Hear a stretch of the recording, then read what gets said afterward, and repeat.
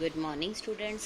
Today I am going to continue my lecture for +1 Arts Political Science, and the name of the chapter is Justice.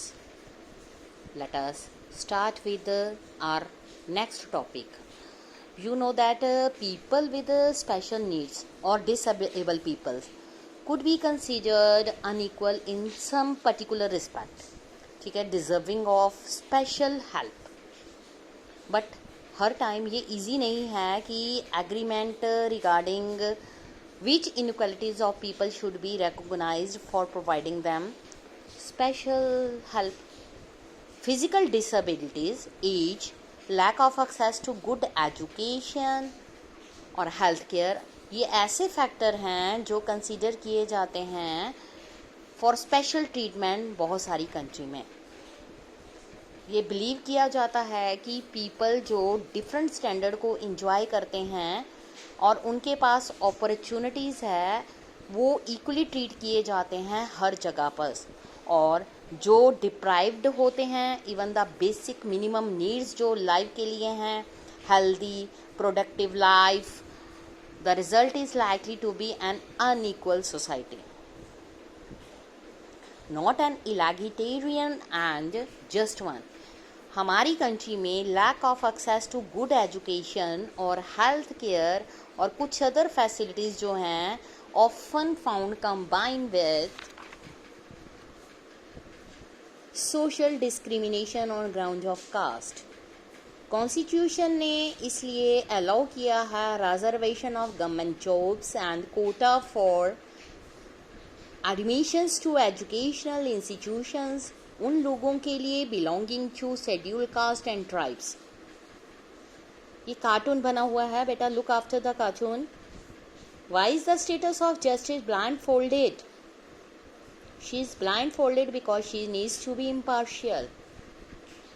Of course she needs to be impartial, but I wonder how then does she see the special needs of poor people. Question put किया गया है कि जो court में एक statue खड़ा किया जाता है उसको ब्लाइंड फोल्ड कहा दिया जाता है. वाई?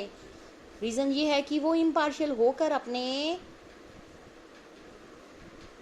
जस्टिस को प्रोवाइड करे. उसके सामने ये कोई वो नहीं देखता कि उसके सामने कोई रिच है या पुअर है. बट हमारी सोसाइटी में ये सब कुछ नहीं हो रहा. लोगों ने उसका अलग ही मीनिंग निकाल लिया है कि ये कानून अंधा है, उसको प्रूफ चाहिए. जो प्रूफ मिल गए तो जो वो चाहे पैसे से खरीदे हों तो उस बंदे को कोई भी क्रिमिनल केस में इन्वॉल्व नहीं किया जाता. इसके अलावा हमारे कॉन्स्टिट्यूशन में जो जुडिशरी है उसको हर तरह के प्रेशर से इंडिपेंडेंस रखा गया है. One discussion of different principle of justice has indicated that government might sometimes find it difficult to harmonize the three principles of justice which have been discussed. That is equal treatment for equals, recognition of different effort and skill while determining rewards and burdens, provision of minimum standard of living and equal opportunities to the needy. Pursuing equality of treatment जो है by itself might sometimes work against giving due reward to merit. Emphasizing rewarding merit as the main principle of justice might. इसका मतलब ये हुआ कि जो marginalized section society हैं would be disadvantaged in many areas, क्योंकि उनके पास फैसिलिटीज़ है ही नहीं, such as good nourishment, education. कई डिफरेंट ग्रुप्स भी हैं हमारी कंट्री में जो कि फेवर करते हैं डिफरेंट पॉलिसीज़ को. ये डिपेंड करता है principle of justice. They emphasize it then become a function of government to harmonize the different principle to promote a just society. जो प्रिंसिपल्स बनाए गए हैं मेन मकसद ये होता है कि लोगों के लिए उन प्रिंसिपल्स को लागू किया जाए. Let us start with the next topic, just distribution. To achieve several justice in society. जो गवर्नमेंट है उसको मोर देन जस्ट इंश्योर करना चाहिए कि जो लॉज एंड पॉलिसी हैं इंडिविजुअल के साथ जब उनका ट्रीटमेंट किया जाता है तो वो फेयर मैनर से की जाए। Social justice also concern the just distribution of good and services, whether it is between nation or between groups and individual within a society।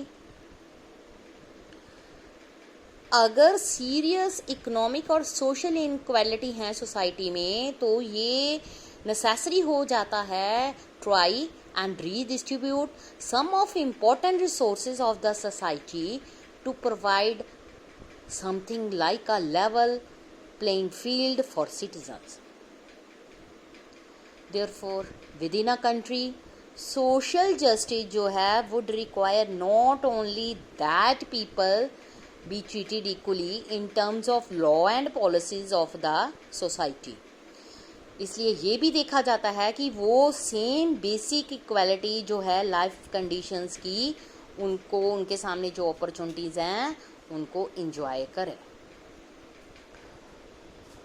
उसके अलावा ये भी नेसेसरी हो जाता है कि जो हर पर्सन है वो एबल हो pursue his her objective express himself. हमारी कंट्री में कॉन्स्टिट्यूशन जो है वो abolish the practice of untouchability, social equality को प्रमोट कर रहा है, इंश्योर कर रहा है कि जो पीपल है लोअर कास्ट को बिलोंग करते हैं उनको टेंपल जाने दिए जाए, जॉब्स मिलें, बेसिक नेसेसरीज लाइक वाटर ये सब कुछ प्रोवाइड हो। इसलिए जो स्टेट गवर्नमेंट्स हैं also taken some measure to redistribute important resources like land in a more fair manner by instituting land reforms. कई different opinions on matters such as whether and how to distribute resources and ensure equal access to education and jobs arouse fierce passions in society। कैसे possible हो सकता है? Society और कई time तो ऐसा हो जाता है कि provoke the violence. People believe करते हैं कि उनका जो फ्यूचर है उनके लिए और उनकी फैमिली के लिए एक स्टेक है।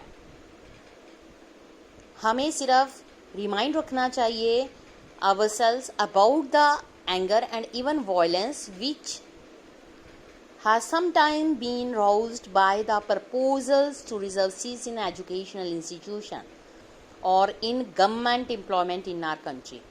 कई बार ऐसा हो जाता है रिजर्वेशन के लिए भी वायलेंस शुरू हो जाती है कंट्री में।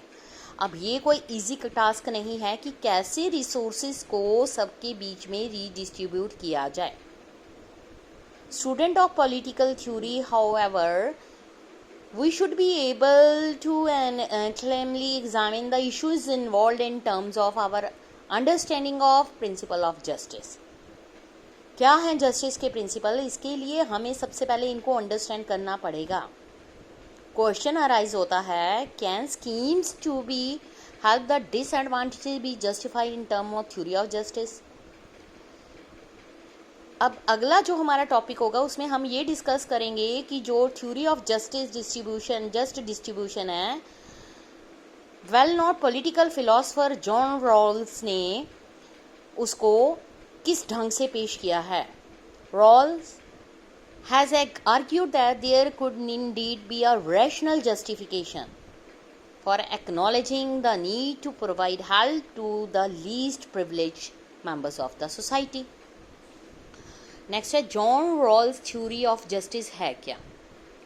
अगर लोगों को ये कहा जाए choose the kind of society in which they would like to live, वो ऐसी सोसाइटी को चूज करेंगे जहाँ पर रूलर्स और ऑर्गेनाइजेशन ऑफ सोसाइटी है उनको एक प्रिविलेज्ड पोजीशन प्रोवाइड करे। हम ये एक्सेप्ट नहीं कर सकते कि एवरीवन को एक साइड पर रख कर personal interest and think of good of society देखें, specially if they believe that their decision जो है is going to have an impact on kind of life opportunities their children will have in the future. Indeed, we often accept parents to think of and support what is the best for their children.